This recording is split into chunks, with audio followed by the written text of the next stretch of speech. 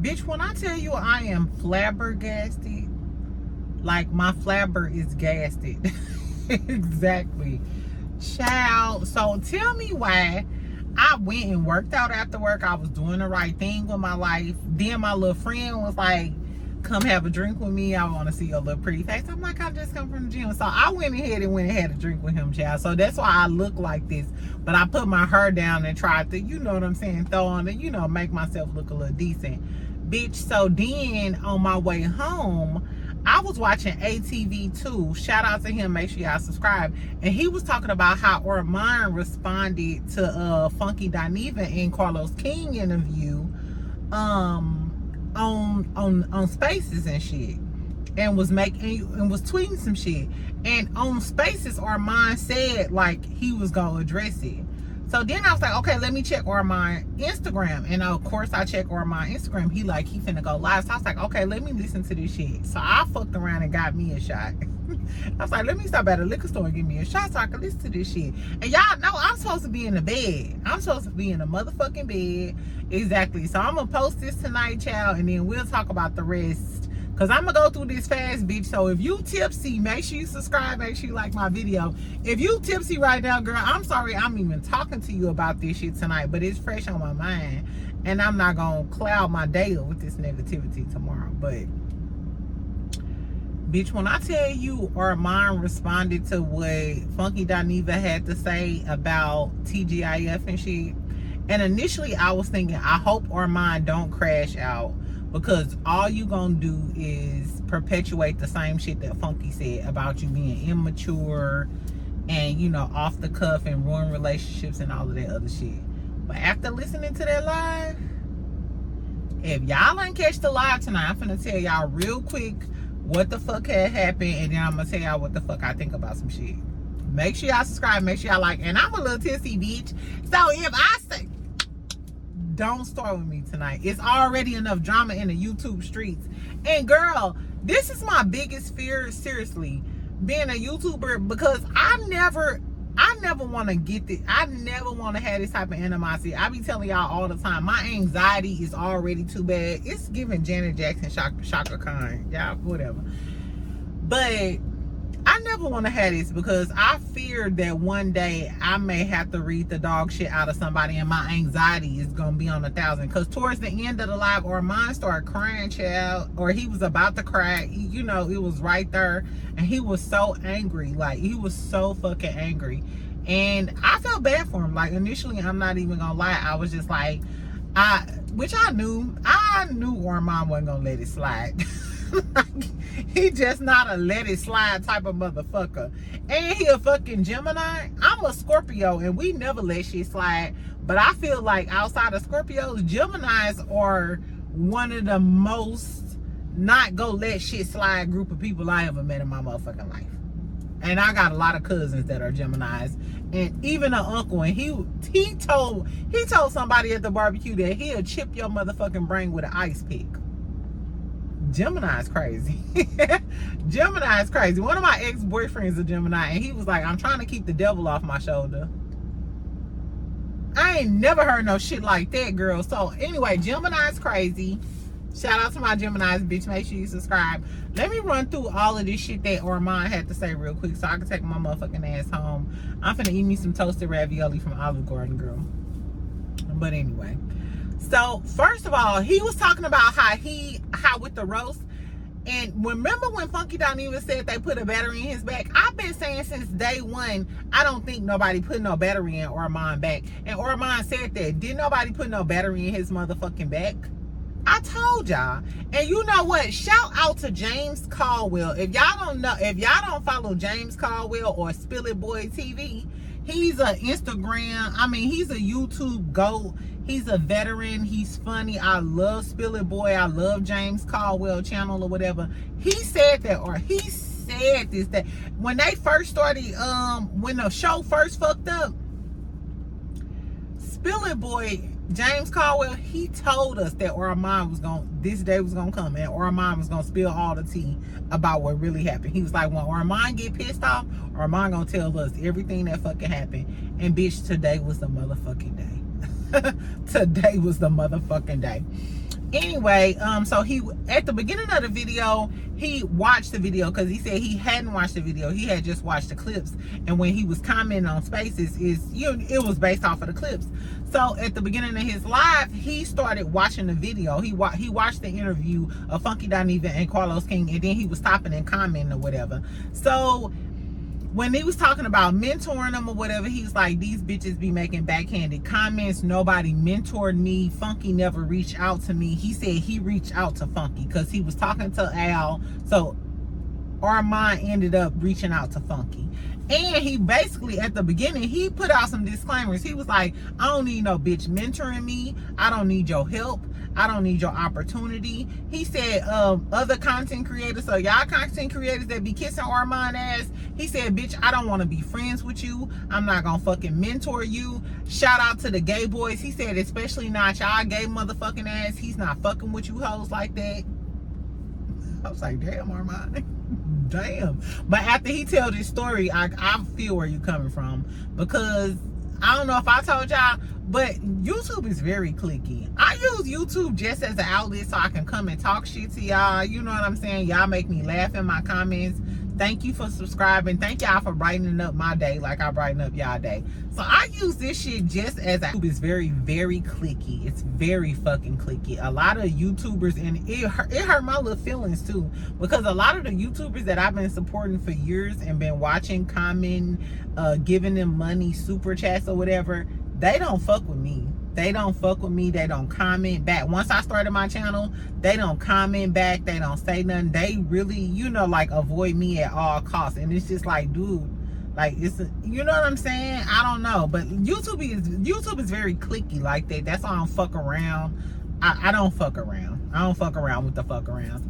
So basically, Armon started off saying, bitch, I don't want your opportunity. I don't give a fuck about none of that shit. He kind of shaded Carlos because Carlos gave, you know, he had an interview with Claudia, then now we got this interview with Funky. He like, why is everybody else telling their story but I don't have the opportunity to tell my story? Which I wrote that down.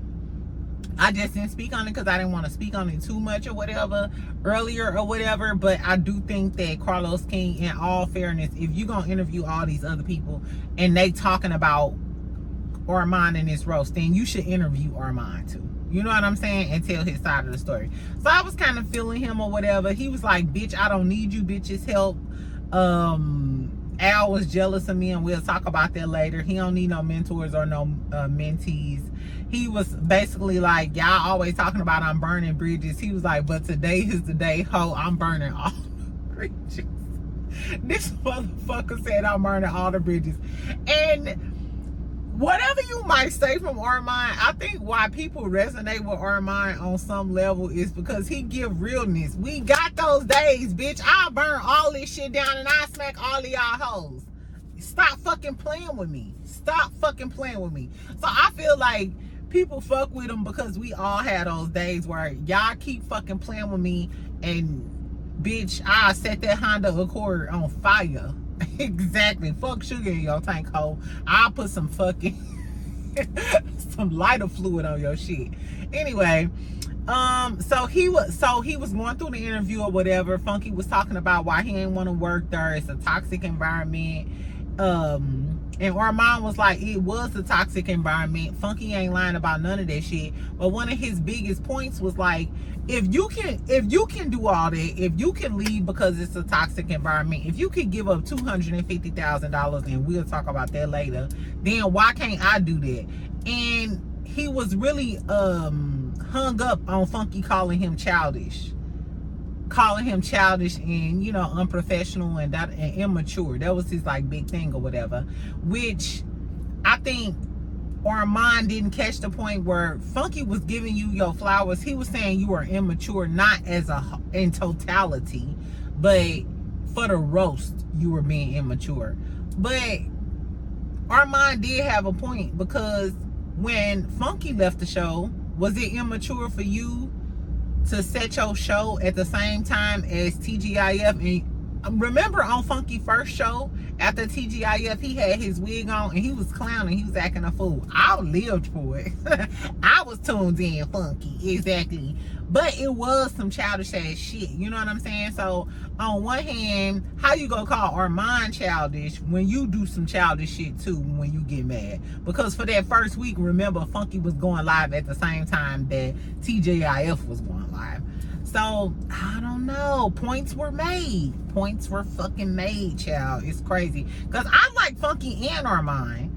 And I could take both of them or leave them. And a lot of people said, Funky, when you was just talking shit about Kiki and, you know, when she passed away, that was some crazy shit. You know what I'm saying? The shit that he was saying about Kiki after Kiki passed. So, like, you do childish shit, too. You know what I'm saying? So, I don't know. I like both Funky and Armon. But let me know what y'all think. Do y'all think that Funky was wrong for calling Armon childish and immature because Funky has done some some questionable things, especially with the Kiki stuff, especially with the Kiki Jabbar stuff, you know, make she rest in peace. Let's see. Another thing he was complaining and, you know, talking shit about is that Funky got up on that interview and was saying that shit, and he was like, bitch, if you really was genuine about this shit, why you didn't call me? Why you didn't say this shit to my face? And then you was really a mentor to me after it happened. And I kind of felt him on that, because if you was really a mentor and you really gave a fuck about me after all the TGIF shit and we fell out and I did the roast or whatever, you would have called me and been like, you know what, Pooh, there was some wrong shit. I think you was out of line, da-da-da. So I kind of felt them on that. If you was my real friend and you really fucked with me or whatever, you would have called me and said that instead of waiting until you got on Carlos King thing. But don't blame Funky. Maybe Funky tried to stay out of it, and then Carlos King, he knew Carlos King was going to bring up the mess. Because we know Carlos King can be a messy, tacky bitch when he want to be. We not going to act like, I mean, you the king of reality TV, baby, but you still messy. You still messy, bitch. We still see you. So, I don't know, child. I don't know. Like I said, points were made. I understand both sides. I don't know. I feel like the venom that Armon is giving Funky is the venom that he should be giving Al. As a matter of fact, that's how I feel about this shit. Where the fuck is Al and Claudia? Because low-key, Funky and Armon are collateral damage. Like, now y'all going at it because y'all are two of the biggest YouTubers out here. But it's really not about y'all. It's really about Claudia and Al. Meanwhile, Al is on that fucking boring ass podcast that he got over there, talking about court cases and shit, and it's giving, you did want the show to, you know, you did want to fuck up the show so you can build your own platform and do your own thing, so you can be another Funky Dineva or another Armon Wiggins. Because they did talk about, Funky did say how when he was reviewing, you know, the interview, on the interview, Funky said that Al Reynolds never gave diva, he always gave insecure, never felt like he was as good as Armon and Claudia or whatever. And that just make you think like, okay, so when Armon came on, and Armon is already a big personality, he already has his own platform and stuff, were you intimidated? Maybe you weren't intimidated. Maybe you were jealous because you was already insecure. Now they got a younger, I ain't gonna say cuter, you know, because Armon and Al are some nice looking men. But he was younger, he was popular, he was dressing, he was popping or whatever. Maybe you did feel insecure, and maybe that's why you was taking that shade out on Armon. Girl, this shit was wet. You remember how we was like, oh, this some messy shit? This shit was way messier than I thought it was gonna be. Oh God, like it's some draining shit. It's like Drake and Kendrick. Like, after Kendrick dropped, remember when Kendrick dropped Meet the Grams, and you was just like, "Ooh, bitch, I am tired. Ho, I am tired from y'all mess, and this ain't even my mess. This shit ain't got shit to do with me." Anyway, so he was talking about the roast. He said the producers saw the roast. I mean, they heard the roast. They saw the roast ahead of time. The producers did want him to go in on him for the ratings and shit. So Armon was like, they approved the roast. So he went ahead and did it. They was talking about Al being the problem when they were talking about Claudia not liking Al initially because she seen the text that Al sent to Nene talking about her. My question is, Nene, did you get him the screenshot? Because how the fuck did they get the screenshot of Al texting you talking shit? Unless Nene gave Claudia the screenshot of Al texting her, talking shit to her. And I remember on the show a few times when they was talking about Nene when she was going through some shit and Claudia was playing it nice. I wonder, did Nene send Claudia the text like, oh, well, Al been talking shit about you, bitch, so don't go in on me. Nene, did you send that girl these texts? Did you send that girl these screenshots? Ooh, child, I don't know. Anyway, what else was they talking about? They was talking about Al putting out rumors that Armon was sleeping with one of the producers and shit. He was talking about how Funky Dineva was like caping and protecting Al during the interview. And I kind of do feel like that when I was listening to the interview. I noticed that Funky didn't really, you know, highlight Al being messy or Al's faults and shit like that. But I mean, if you're a loyal person, you go protect your friend. Is it right? Fuck no, it's not right. If you're gonna be unbiased and spill everybody's tea, you can't go in on Armon and then protect your friend and act like Al is all good when you know Al is not good and you know Al is messy. Because Funky was saying that, like, he was caught in the middle of the drama between Claudia and Al when he was there. So you can imagine that Armon was caught in a drama too. So it's not fair for you to call out Armon and then don't call out your friend Al. You know what I'm saying? I do think that was kind of wrong. But then Funky was talking about how, like, him and Al just a good time. Like, him and Al not cool like that. He was just saying, like, hey, we go out, we drink, da-da-da-da. Hold on. Sidebar. Remember on the interview, Funky said that he had sex with like 90% of his friends. Is Al one of those friends that you had sex with? And is that why you ain't telling us the truth here about how Al a messy, tacky bitch? Yeah, do y'all think Al and Funky done fucked around? And is that why Funky low-key kind of protected Al? I don't know, girl. The boys are fighting. The boys are fighting and the gloves are off. If y'all ain't learned nothing, don't be fighting with these gay boys out in the streets. I done had too many male gay best friends to know that you do not fight with them. When I tell you, when I lived in Atlanta, I just go get something to eat, child. But the attitude I have, when I tell you the gay boys will read me in the motherfucking chicken spot, like, ho, I just got off work. I'm just mad because you jumped me in line, bitch. And I'm telling you, they are ready to read. They are on go. Exactly. Now, I hate to have to read your dog ass, dushing in a booty ass down, but the boys can read. Exactly. So anyway, he also was talking about how before he got there, it was like an HR, they was already having like an HR investigation about all of the drama in the office and shit. They was supposed to fly to Houston or something. Then Armon started talking about this girl named Joyce. Joyce, one of the producers. So this is after Armon goes through the interview with Funky or whatever. Then he started telling his side of the story. He said the first week, what was he saying? The first week they fired S&P. And I think S&P is like standards in practice or standards in poors or some shit like that. And he was like, the show was going downhill.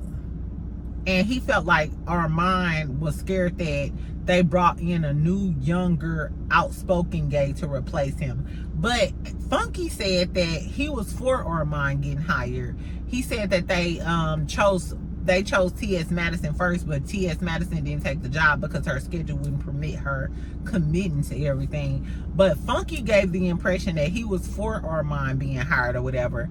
But Armon was saying that no, Funky wasn't for it. He was scared. He wanted the show to go down because, which on one hand, Funky wasn't for the show being successful because you took all their views and you wanted to prove a point that first week.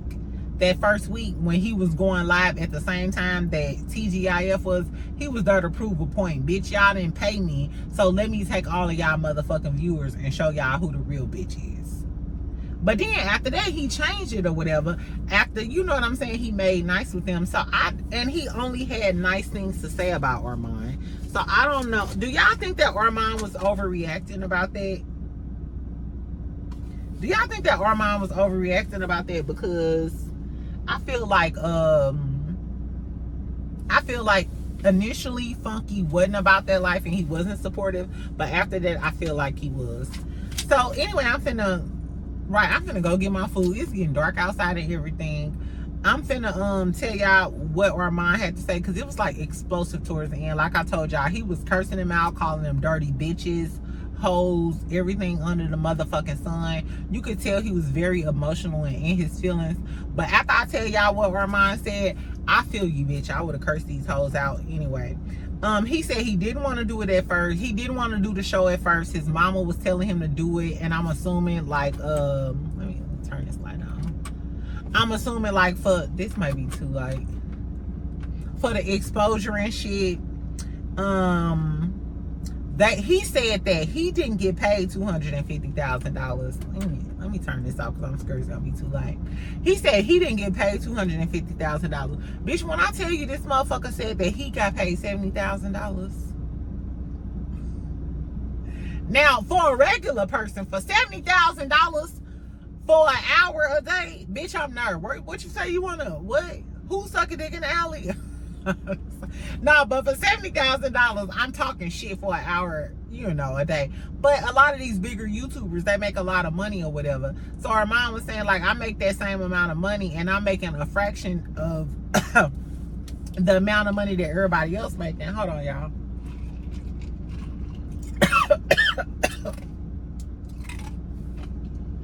Oh, I love me some good ice. Like your ghetto cousin. It's like your best friend from St. Louis. She ghetto girl. But I subscribe. I listen to what the fuck that bitch gotta say. Anyway, so he said basically once he started, he ain't getting no welcome emails. HR wasn't welcoming. Nobody was welcoming. He said he only got $70,000, not $250,000 like everybody been dragging him. Like, hey, you know, you lost out on your bag for $250. He was like, no, bitch, that shit was only $70,000. He said they ain't have no budget, no access, no red carpets, no nothing or whatever. So he wasn't really here for it. And you know Armon be here for the, I ain't gonna say social climbing, but the Hollywood, California lifestyle. He wants to be amongst the celebrities and all that other good stuff. He said he also sent, received a bunch of anonymous emails talking about how Claudia didn't want him on the show, but the anonymous emails was from the producers. And it seemed like the producers are the messiest ones of them all. It seemed like the producers were cool with Al, and the producers was stirring up all of the messy shit or whatever. Cause he said he seen like a bunch of anonymous emails. Claudia was saying she seen unseen. She feels safe. She want Armon to keep talking and crash out. Cause you remember at the beginning, Armon and Claudia didn't get along. And he said that Funky was feeding him that shit, and Al, they wanted them to band together and get rid of Claudia. So for all of the people who were saying Claudia was the bad energy and Claudia put the battery in Armon back, at the beginning the plot was to get rid of Claudia. It was to get rid of the black girl, cause she be on that black women type of shit. That's those are the vibes. Those are the vibes. Anyway, child. So he also said, we was talking about production being messy. He said Al already told him initially, don't text Claudia. Claudia is a Karen. She'll record your conversations. Don't fuck with her. So the plot was to get rid of Claudia in the beginning, which is probably why Al sent Armon towards Funky, and Funky kind of reiterated that. Then he said when people started liking Armon, Al started hating, and that's when Al started calling him boy online. You remember when Al started hating and shit, you know what I'm saying, like on Armon, and you could see like the little subtleties. And then the producers noticed the people commenting, talking about, well, maybe Al, you know, Al having an off day, yada yada yada. Those was the vibes. he was basically saying he ain't getting no support from management. Joyce, her name is Joyce Sampson Coleman. Joyce Coleman Sampson. That's her name, Joyce Coleman Sampson. That's the producer he keep talking about. And I'm assuming Joyce was in Al's bag or whatever, because she was the one. It seems like Joyce was instigating all of this shit, because Joyce is mentioned a lot in these conversations. Al said he wouldn't work with Dustin or whatever, so he liked Armon, but then he started hating. Joyce don't like Claudia and shit, so Joyce don't fuck with Claudia. So Joyce was all for, Joyce is the producer, so Joyce was all for them trying to get rid of Claudia. So then Armon showed the video of Al, of him and Armon, Al and Armon on St. Patrick's Day. So that's when everybody thought they was cool. Armon said he started March 11th, and then like March 17th or 18th, March 17th on St. Patrick's Day, they was together, they was kicking it, they was taking pictures. Al was like, I love you. Armon was like, I love you too. I remember seeing that, and I thought it was all good. I was like, okay, well, Al and Armon cool, you know, despite the little dynamics we see on the motherfucking show.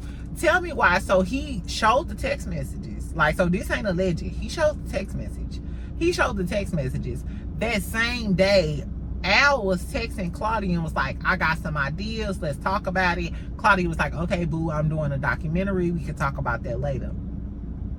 On the 18th, which was the day after he was talking about he loved Armon and all of this other shit, this motherfucker text Claudia and was talking about getting rid of Armon.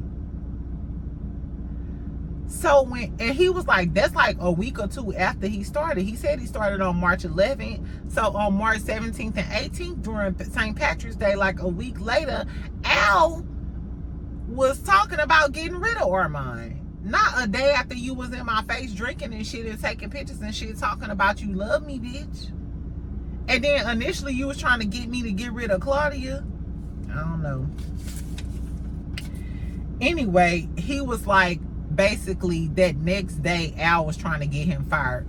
That was unbeknownst to Armon. So Armon learned all this after the fact. I'm assuming after they figured out that Al was fake, Claudia and Armon showed each other these text messages, because how the fuck would Armon be getting these text messages? You know, Claudia text messages and shit from him. That was crazy.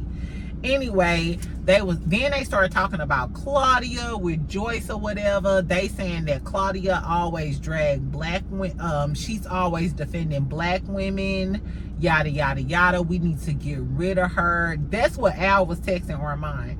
So mind you, Al, in these text messages, Al, first he was talking to Claudia about getting rid of Armon. Then you talking to Armon about getting rid of Claudia because this bitch be defending black women so much. And that's why I said that Claudia needed another heterosexual black woman on the show, or even a LGBT, you know, even a black woman from the LGBT, because black women don't usually get down like that. We don't usually have beef between, you know, like black lesbian women and like black straight women, like black men and black gay men be beefing. Like, we don't beef like that. Like, bitch, okay, you little cat hoe, you want to go to brunch? I don't give a fuck about none of that. I don't give a fuck about none of that, bitch. If you loyal and cool with me, I fucks with you.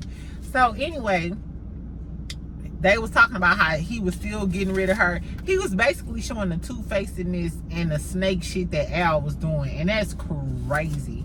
But I still feel like you can't get mad, or mine really can't get mad at Funky for that, because Funky don't know all that. Funky is just cool and have drinks and shit with Al, and Al just call him to tell him and talk some shit. You know how a bitch is just cool, but she just like a cool bitch in passing, you know what I'm saying? Like, we don't go that deep. That's what it was giving. That's what that's what Funky was giving of his relationship with Al. So I feel like Armon was really going in on Funky when Al was the messy, tacky bitch, and he called Al like all these fake bitches and said he went in on Al and whatever. Anyway, girl, towards the end of the motherfucking live, Armon was getting really emotional, cursing him out. Like he was about to cry and shit. I don't know if he was like fully crying or whatever, but it was very intense. It was like high and emotional, and it was giving you playing in my motherfucking face. You know how if you that type of bitch, and I'm that type of bitch, but if I'm trying to have some restraint and do something better and you still playing in my motherfucking face, it's giving bitch. I felt the energy where Armon was coming from, because I was trying to play nice, and then everybody on the internet did drag Armon, including me. I was like, that roast was too much. He was unprofessional. I still believe that the roast was unprofessional. I feel like he should have told Al, you know, he should have cursed Al out, even if you had the dot Al eye and we seen Al with a black eye the next day. We already knew what time it was, but I don't know, child. Tell me what y'all think. So now in retrospect, after we know everything that Armon told us about how Al was just being so fucking fake, like fake as a $4 bill, do y'all feel like Al deserved that roast now? Did Al deserve Armon roasting him like that? And do y'all still feel like it's Armon's fault that the show fucked up? Or do y'all think it's Al's fault? My whole thing is, Carlos King, we already know that Al wants the spotlight and shit. I want Al to do a motherfucking interview. Bring Al to the front of the stage, because I feel like Funky ain't always right, but I feel like Funky is getting a lot of smoke that ain't warranted for Funky. Funky was commenting on it, but Funky was asked about it from Carlos King. I feel like all the smoke that Armon was giving Funky, that smoke belongs to Al. That smoke belongs to Al Reynolds. So Al Reynolds,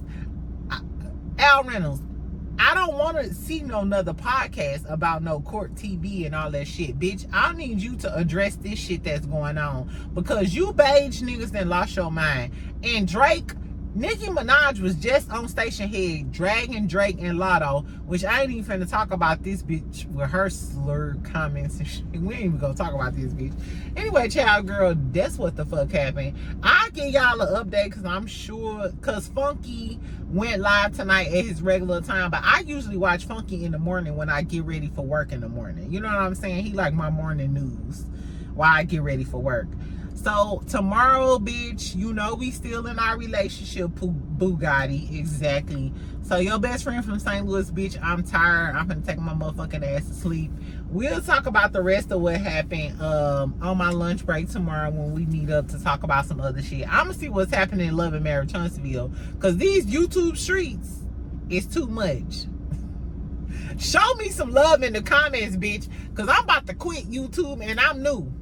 I'm new and about to quit, because I can't take this stress, bitch. I'm just here for the laughs and the giggles. I just trying to snickle and giggle, talk a little shit, and then go home. But after that Armon live, bitch, I was drained. Like, I was drained to the gods. Like, both of y'all are like really successful and shit. Do they feel like it can only be like one king of YouTube type shit? And if it is one king of YouTube, is Funky the king of YouTube? I don't know. Is Justin J the king? Because I fuck with Justin J too. I'm not gonna lie. Justin J was the first person that the first YouTuber that got me to like, oh, subscribe and constantly like look at his channel. Like, every time he posts, I want to listen to what the fuck he gotta say. You know what I'm saying? So if I would name the king, it'd be between Funky and Justin J. You know what I'm saying? But are y'all jealous because Armon is like ushering himself in as the new king? I told y'all House of Aaron. I didn't say, ooh. Earlier, it was some extra tea about that, and House of Aaron was spilling some extra tea, like House of Aaron knew some extra tea. I'm sorry if I called your name House of Aaron. I don't want no YouTube smoke, YouTubers. I don't want no YouTube smoke. I will drag y'all hoes, but I don't want no YouTube smoke with no gay male YouTubers, exactly, because I'm just here for fun and snickling and giggling. Anyway, y'all, I'm finna take my little shot, eat my toasted ravioli, and go to bed, bitch. We'll talk tomorrow on my lunch. Hopefully I don't curse these motherfuckers out because I'm up late. Anyway, make sure y'all subscribe. Make sure y'all like my video, bitch. I'll talk to y'all tomorrow. Y'all have a good night, okay? Bye.